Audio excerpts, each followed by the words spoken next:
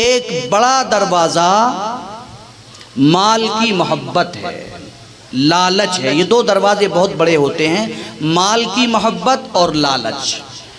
لالچ ایک ایسی بلا ہے کہ جو انسان اس میں پھنس گیا اور اس کی زد میں آ گیا تو وہ دین اور دنیا دونوں میں خوار ہو جاتا ہے اور آخرت اس کی برباد ہو جاتی ہے۔ اس لیے بزرگان دین کی محفلیں آپ دیکھیں، سنیں، کتابیں بزرگان دین کی پڑھیں تو انہوں نے ہمیں اور آپ کو، مسلمانوں کو، غلامان رسول اللہ کو لالچ سے بہت بچایا ہے کہ لالچ دل میں پیدا ہوتا کیا ہے۔ لالچ آپ سب سمجھتے ہیں لالچ کیا ہے، کسی چیز کی بہت زیادہ خواہش ہو جانا اور اس کی طرف میلان ہو جانا، بڑھتے چلا جانا، اور یہ بھی نہیں دیکھنا کہ وہ کدھر جا رہا ہے، صحیح جا رہا ہے، غلط جا رہا ہے، بس اسے اپنی خواہش پوری کرنا ہے، چاہے وہ غذا کی ہو، چاہے وہ مال کی ہو، چاہے وہ دولت کی ہو، چاہے وہ عزت کی ہو، چاہے وہ شہرت کی ہو، چاہے وہ کچھ بھی ہو، اسے اپنا مطلوب اور مقصود کیسے بھی چاہیے۔ یہ ایک لالچ ہے۔ لالچ آدمی کو برباد کرتا ہے۔ اب لالچ ہے ہر انسان میں، ایسا نہیں ہے کہ کوئی ایسا ہو کہ جس میں لالچ نہ ہو، لیکن اس کا رخ ہمیں موڑنا ہے اور بزرگان دین نے ہمیں اس کا طریقہ بتایا ہے کہ ہمیں خواہش تو کرنا ہے، ہمیں طلب تو کرنا ہے، مگر کس چیز کی طلب کرنا ہے؟ نیکیوں کی طلب کرنا ہے، اچھائیوں کی طلب کرنا ہے۔ تو اس کی دو چیزیں ہیں، ایک ہمیں علمی اعتبار سے لالچ کا دروازہ بند کرنا ہے اور دوسرا ہمیں عملی اعتبار سے لالچ کا دروازہ بند کرنا ہے۔ علمی اعتبار سے لالچ کا دروازہ کیسے بند ہوگا؟ تو ہمیں تقابل کرنا ہے، مقابلہ کرنا ہے۔ ہم اس وقت دنیا میں دیکھیے، ہم سب مسلمان ہیں، ہم نے قرآن کو مانا ہے، ہم نے حدیث کو مانا ہے، تبھی تو ہم مسلمان ہیں۔ اگر ہم نے قرآن کو نہ مانا ہوتا، رسول اللہ صلی اللہ علیہ وسلم جو چیزیں اللہ کے یہاں سے لے کر آئے، اگر کوئی انسان اس کی تصدیق نہ کرے، اس کو دل سے نہ مانے، آپ نے شروع میں گفتگو سنی ہے، اس کو زبان سے ماننا، دل سے اس کی تصدیق کرنا، یعنی سچا جاننا، یہی تو ایمان۔ رسول اللہ صلی اللہ علیہ وسلم قرآن لے کر آئے، اسے ہمیں ماننا ہے، جو احکام لے کر آئے وہ سے ماننا ہے، عقائد لے کر آئے وہ ہمیں ماننا ہے۔ تمام تر چیزوں کے ماننے کا نام ہی مومن ہونا ہے، مسلمان ہونا ہے۔ تو اگر کوئی بندہ قرآن کو نہ مانے تو ہماری اس سے اس وقت بات ہی نہیں ہو رہی ہے، ہماری بات مسلمانوں سے ہے۔ کوئی رسول اللہ صلی اللہ علیہ وسلم کی باتوں کو نہ مانے تو ہماری اس سے اس وقت بات ہی نہیں ہو رہی ہے، ہماری بات مسلمانوں سے ہو رہی ہے۔ جب مسلمانوں سے بات ہو رہی ہے تو ہر مسلمان یہ جانتا ہے، اسے یقین ہے کہ دنیا بھی ہے اور آخرت بھی ہے۔ آخرت پر بغیر ایمان لائے کوئی مومن ہو سکتا ہے؟ ہو ہی نہیں سکتا۔ جب ہمیں یقین ہے کہ ہمیں مرنا ہے اور مرنے کے بعد قبر میں جانا ہے اور قبر کے بعد ہمیں حشر میں جانا ہے اور حشر کے بعد دوزخ اور جنت کا فیصلہ ہونا ہے، کسی کو دوزخ میں جانا ہے، کسی کو جنت میں جانا ہے۔ اللہ تعالی ہم سب کو اپنے محبوب کے صدقے جنتی بنائے۔ تو جب ہمارا ایمان ہے آخرت پر، اب دونوں جگہ کی چیزوں میں تقابل کیجئے۔ یہاں اللہ تبارک و تعالیٰ نے ہمیں نعمتیں دی ہیں، کھانا ہے، پینا ہے، مکان ہے، دکان ہے، بہت ساری نعمتیں، پہننے کے کپڑے ہیں، برتنے کے ساز و سامان ہیں۔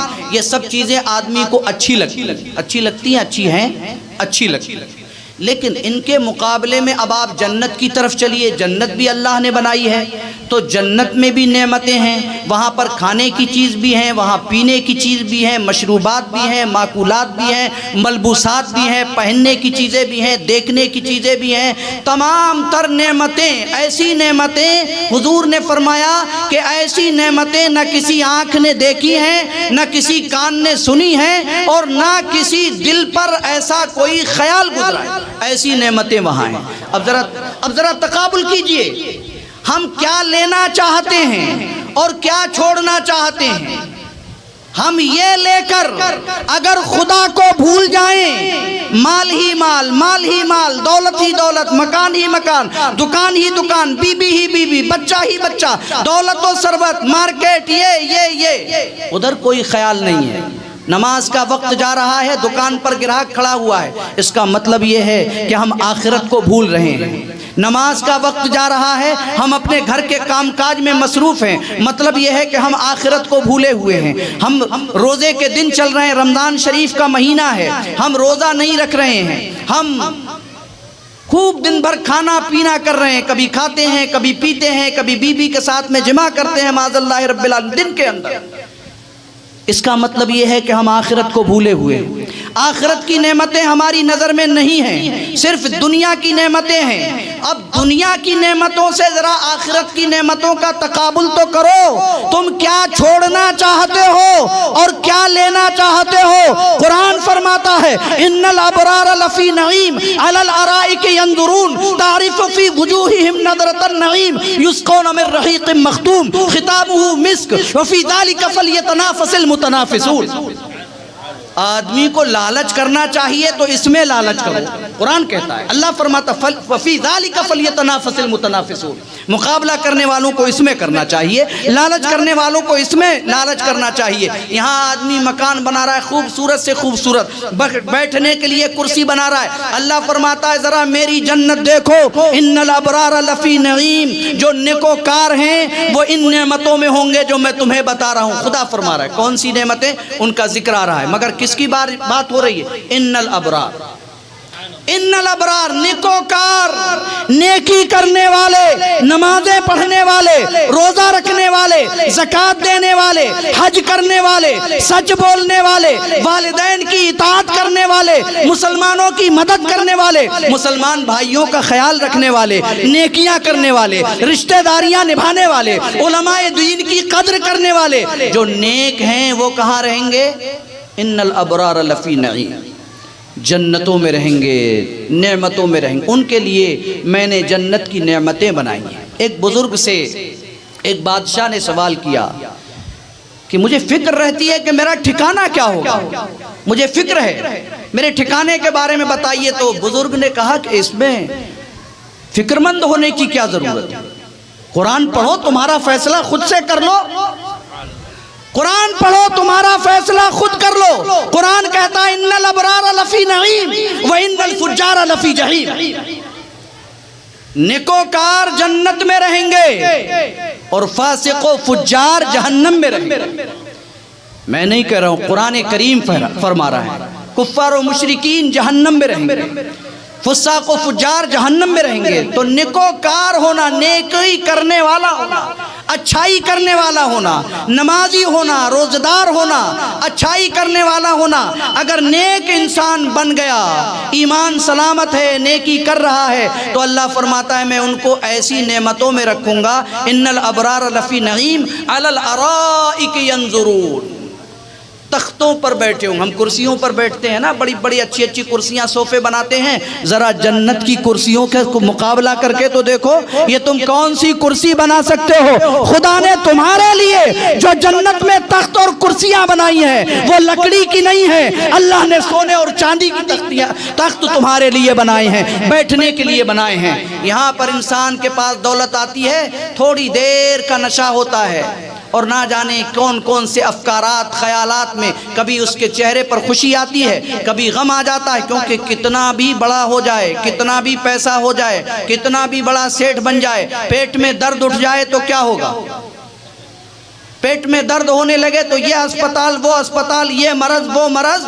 اللہ تبارک و تعالیٰ کی تدبیر سے ڈرو۔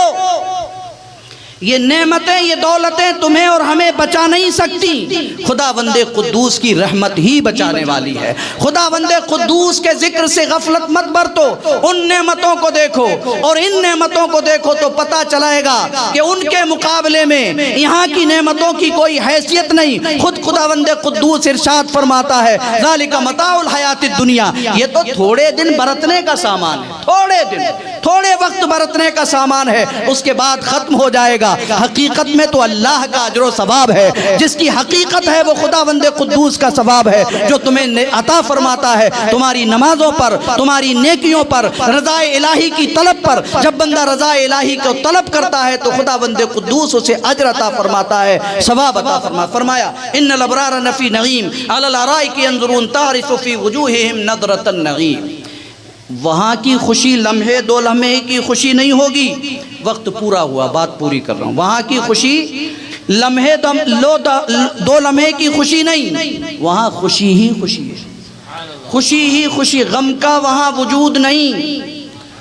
نہ بیٹے کا غم، نہ بیٹی کا غم، نہ اس کا غم، نہ اس کا غم، نہ دنیا کا، کسی چیز کا غم ہے ہی نہیں۔ خدا کی قسم، غم سے جو چیز پاک ہے وہ جنت ہے، وہاں پر کچھ غم ہے ہی نہیں۔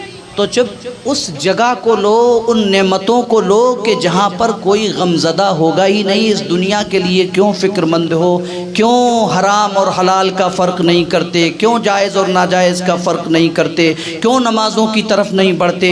ہم اپنی زندگی کو ضائع کر رہے ہیں، خدا کی نعمتوں کو ضائع کر رہے ہیں۔ اللہ تبارک و تعالی ہمیں توفیق خیر عطا فرمائے اور اپنا خوف اور خشیت عطا فرمائے، اپنی رضا کا طالب بنائے، اپنے محبوب سے سچی محبت اور سچا عشق عطا فرمائے، بزرگان دین سے سچی محبت عطا فرمائے، بالخصوص امام اہل سنت اعلیٰ حضرت فاضل بریلوی سے سچی محبت عطا فرمائے، حضور مفتی اعظم ہند سے سچی محبت عطا فرمائے، حضور تاج الشریعہ سے سچی محبت عطا فرمائے، اور حضرت قائد ملت کے پیچھے پیچھے چلنے کی توفیق عطا فرمائے۔ وما علینا الا البلاغ۔